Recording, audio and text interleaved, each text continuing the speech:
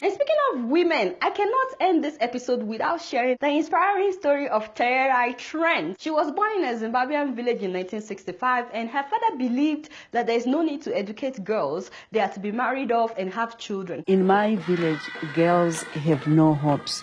Only boys have the opportunity to go to school. So he sent her brother to school and refused to allow her to go to school, but she wanted education. So she taught herself how to read and write using her brother's textbooks. This is where my brother went to school, and this is the place that I have always wanted to be when I was young. And I would always cry and say, Papa, why don't you just allow me to go just for one day?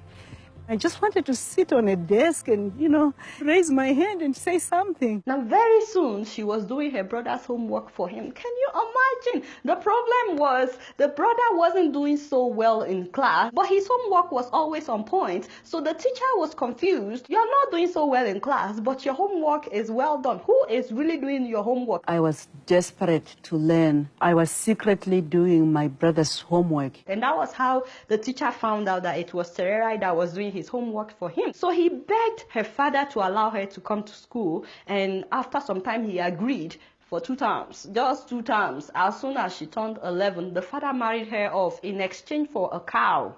So by the time Tererai was 18 years old, she was already a mother of 4 children. One of them died. She was still a child herself, 18. And then her husband found out that she wanted education so bad. So he became abusive. He was beating her because she wanted education. My husband realized that I wanted to have an education. He would beat me. I have nightmares of that time of my life. It's very important who you marry, my people, because your partner can make you or break you. Please, my African people, don't fall for, oh, I had a vision, God said that you are to be my wife or you are to be my husband. But did he speak to you about that person? I'm not saying that God doesn't speak. I'm a believer. Please be realistic and don't over spiritualize this matter. If you have dreams and visions for your life and you know this is what God wants you to do, is it in line with what that other person is saying? Also, if you don't have a say in your relationship while you're dating, if the other person is always the one making all the decisions, don't expect that to change when you get married and then you're surprised that you don't have a say in your home. So be very careful who you get married to. Back to our story. In 1991, a woman named Jo Locke from Haifa International in the US visited her village in Zimbabwe, and she asked every woman about their dreams. She turned around and she looked at me and she said, young woman, why are you quiet? What are your dreams? I said, I want to go to America.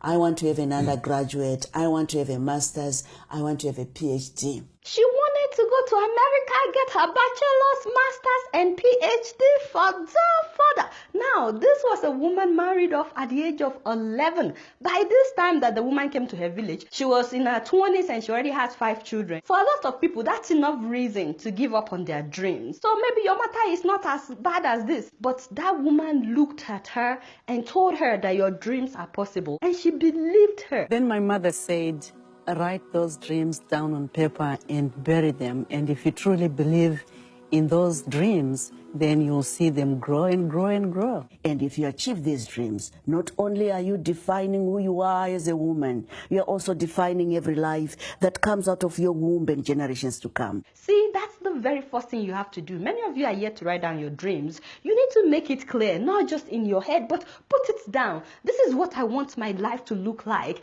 And it's never too late. You're never too old or too young to dream and go after your dreams. Second of all, it's easy to dream, but how bad do you want it? You know, it took this woman 8 years after writing her dreams. It took her 8 years for her to get her GED. That is the equivalent of SSC in Nigeria, like high school diploma. It would take me 8 years. 8 years to achieve my GED. Remember, she was no longer in school and she was raising 4 children. Also, her husband didn't want her to get educated. So when everybody was sleeping at night, that's when she would teach herself math and English using candles. She wrote the high school exam after some years and she failed. Guess what? She wrote it again. She failed again. And I would try to find money to repeat those classes again, and it would take me another 2 years to do that and write the exams. It took her 3 times before she passed. 8 years. 8 years, and she did not give up. You know why? Weren't discouraged? No, I wasn't, because I knew I wanted to break that cycle, that vicious cycle of generational poverty, of early marriages. Wow. That's why I said, how bad do you want it? What is your reason? Some of you have similar dreams, by the way. Sorry to digress. Some of you have similar dreams like this woman. You want to study abroad. I don't know if it's America, Australia, Canada, wherever. But because you've been denied admission twice, you gave up. Or you were denied visa 3 times, you gave up. I know we are not talking about me. We're talking about her, right? But just to encourage somebody today, when I wanted to go to college in the US, my brother and I, we were denied visa for 3 years. And we went twice each year. Many of my friends had started school and, I was learning how to sew. To make matters worse, the shop where I was learning tailoring was so close to the university bus stop. For real, I'm not making this up. So when I'm going to the tailor shop, in the morning, sometimes I would see some of my secondary school friends going to the university and, some of them were confused like, Adiola, what happened to you? You were very bright. But, I didn't tell them what we were working on. And that's another thing. You don't have to tell everybody about your dreams. Although by the second year, I did IGMB. By the third year, I had also enrolled in a university back home. But then I got my visa and I came to the US. I started college all over and I'm grateful to God. By the way, some people had to wait 4 years, 5 years. If some people should share their story with you, you'll be amazed. As for this woman, it took her 8 years to get her GED, just the GED, and she didn't give up. So don't give up. You have to be hungry for what you are going after. There is the little hunger. The little hunger is all about immediate gratification. But the great hunger is the greatest of all hungers. It is the hunger to change your own life. How hungry are you for change? How desperate are you to make sure that your children don't go through the same cycle that you went through? If you're serious about studying abroad, do you have a passport? What research have you done? Have you applied to any school? Do you know about all the exams you have to take to go abroad? I'm just saying, some people are not practical. So 8 years after, she got her GED and she also got accepted into a college in the US and she moved her family to Oklahoma. She came with her husband and her children. As you guys know, school is very expensive in America. She was working 4 different jobs in order to take care of her family while studying full-time. 4 jobs. And then she would search for food inside trash cans of grocery stores, and she was living in a trailer with her family. Yet she completed her degree in agricultural education in 3 years. Usually it takes 4 years for a lot of people. But then her husband became jealous of her that now she has a degree, and so he intensified the beatings.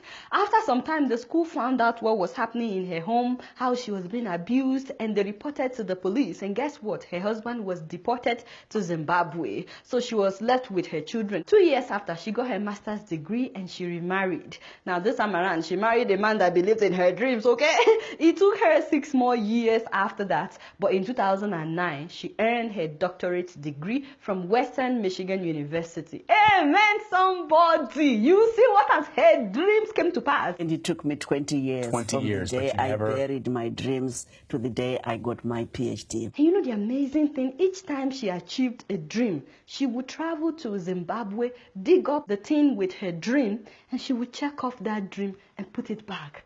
After her PhD, she wanted to make a difference in her community by building a school in her country and also renovating the one that her brother attended so that more girls could go to school. So she started selling t-shirts to raise money. But guess what? She only sold 20 t-shirts. But you know, when you truly want to make a difference in other people's lives, somehow God makes a way where there is no way. When you have the right mind. I don't know how Oprah Winfrey found out about her story. But guess what? She invited her on her show.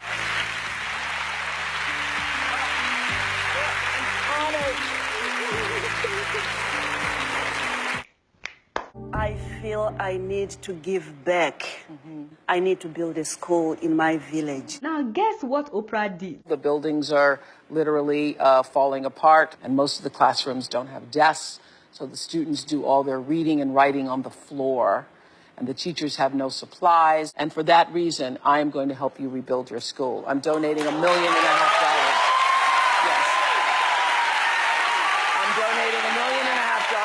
Oh my God, I need tissue. I'm not supposed to cry on my own set. Did you see her reaction? Like, she never knew she could come to a place like that. It took 20 years, but someone finally invested in her dream. $1 $1.5 million, people. But that's how it works. Sometimes you would work so hard for years and it would look like you're invincible. But one day somebody will come along to invest in your dreams. So you cannot give up yet. Of course, she renovated that school in her village. The school was completed in 2014. Oh my goodness, we have 1,200 kids attending school. You find parents, you find community.